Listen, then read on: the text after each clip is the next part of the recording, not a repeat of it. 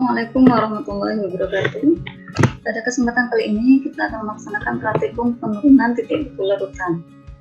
Percobaan ini bertujuan untuk menentukan pengaruh konsentrasi solut terhadap titik beku larutan dan untuk menentukan berat molekul suatu zat dengan metode penurunan titik beku. Jadi penurunan titik beku ini bisa digunakan untuk menentukan berat molekul suatu zat.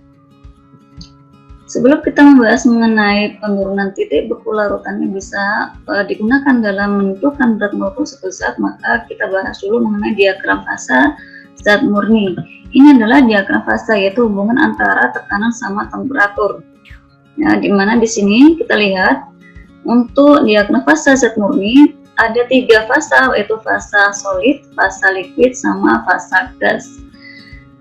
Batas fasa antara fasa solid sama fasa liquid ditandai dengan garis hijau, di mana di sini terjadi keseimbangan antara potensial liquid, potensial kimia liquid sama potensial kimia solid.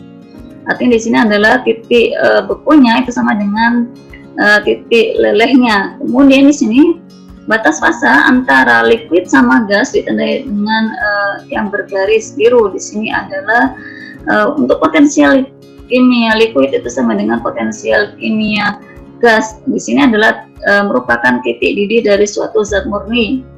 Nah, kemudian di sini yang bertitik merah di sini adalah titik kritis, di mana titik kritis ini adalah tidak terjadi perbedaan antara fasa liquid sama fasa gas. Artinya tidak ada perbedaan di manakah fasa liquid sama fasa gas, maka di situ disebut sebagai titik kritisnya. Zatnya disebut sebagai supercritical fluid. Kemudian titik di mana terjadi keseimbangan antara potensial kimia liquid, potensial kimia gas, dan potensial kimia solid itu disebut sebagai titik triple atau triple point.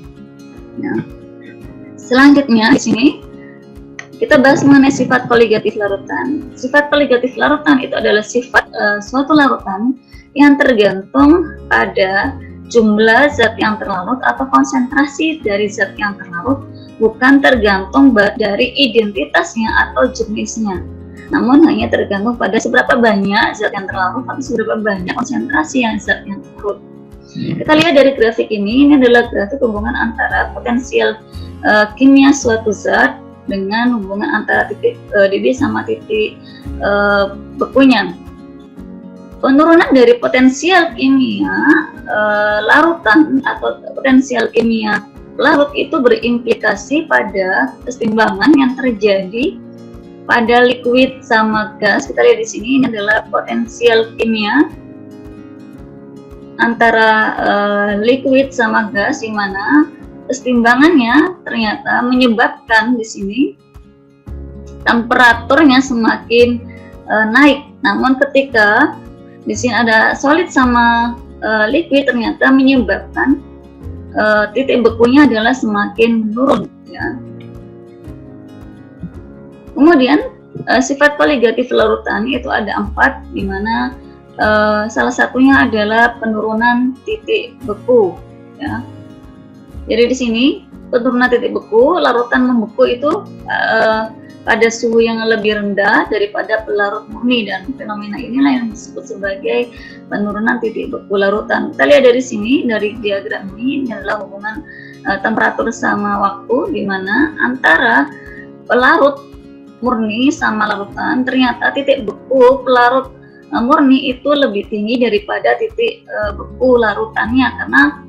Karena kenapa? Karena di sini adalah pada suatu larutan terdiri dari zat yang terlarut sama terdiri dari pelarut. Semakin banyak zat yang terlarut atau semakin besar konsentrasi dari zat yang terlarut, maka otomatis di sini titik bekunya adalah semakin menurun. Ya, hal ini disebabkan adanya molekul-molekul dari zat pelarut di situ tertutup oleh molekul dari zat yang terlarut. Ya, sehingga menyebabkan titik bekunya semakin menurun. Selanjutnya di sini, untuk penurunan titik beku larutan merupakan sifat koligatif larutan yang tergantung pada sejumlah partikel yang terlarut. Maka seperti yang saya jelaskan di awal tadi, semakin besar konsentrasi zat yang terlarut atau semakin besar konsentrasi suatu larutan, maka semakin besar pula penurunan titik bekunya. Sehingga di sini ketika ada zat atau partikel yang terlarut itu semakin banyak, maka otomatis titik bekunya semakin menurun.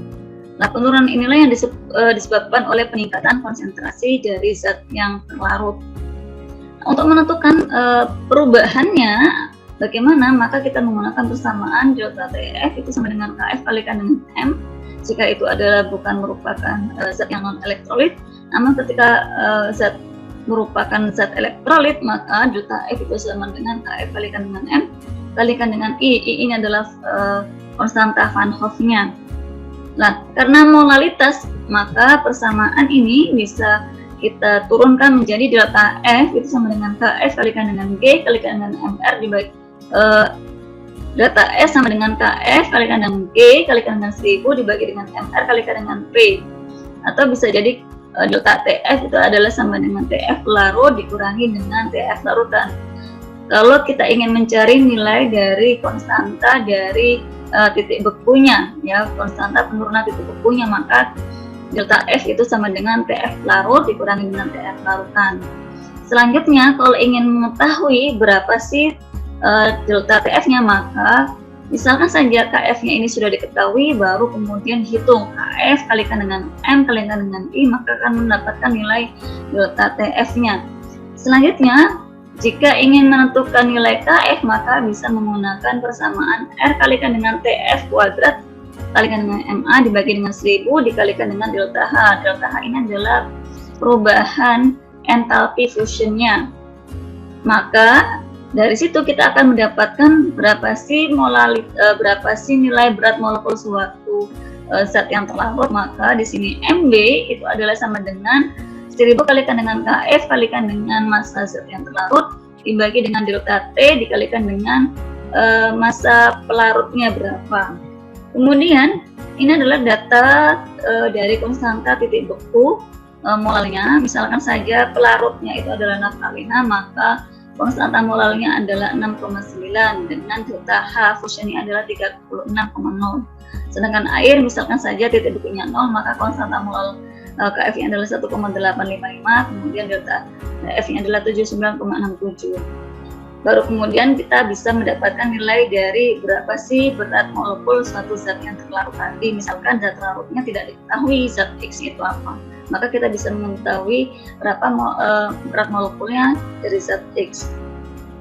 Begitu teori dari penurunan titik beku larutan. Saya akhiri. Assalamualaikum warahmatullahi wabarakatuh.